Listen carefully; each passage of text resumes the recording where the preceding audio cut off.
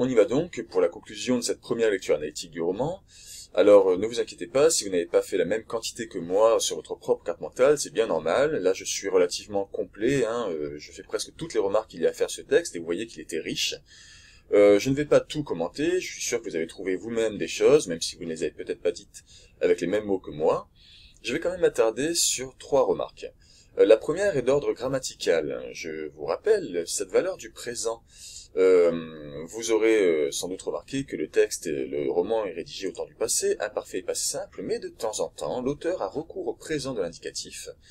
Pour les scènes d'action, les scènes de combat notamment, il veut rendre ainsi le combat plus vivant, comme plus actuel, augmenter le suspense aussi, et cela s'appelle le présent de narration, quand on emploie le présent dans un récit au passé pour le rendre plus vivant. Deuxième remarque, d'ordre contextuel, sur le contexte historique, rapport à ces comparaisons qui renvoient à la chasse. La chasse était une activité de nobles, et c'est aux nobles que sont destinés les romans de chevalerie. Les trouvères, les troubadours, les auteurs de romans de chevalerie sont issus de la noblesse, ou bien protégés par un seigneur, payé par lui, et on a donc des références à l'univers de la noblesse médiévale.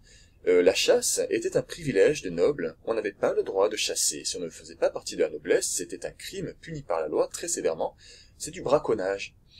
Dernière remarque, sur l'honneur du chevalier que j'ai évoqué dans la séance sur l'armement du chevalier, une petite phrase qui passe peut-être inaperçue, mais qui a peut-être retenu aussi votre attention quand vous avez lu le combat, c'est que l'auteur précise que les chevaliers ne cherchent jamais à blesser les chevaux.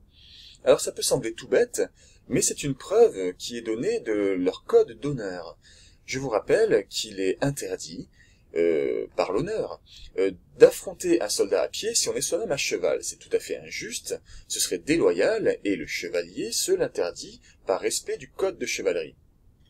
Le chevalier du roman, je vous rappelle que le chevalier historique, c'est pas vraiment la même chose.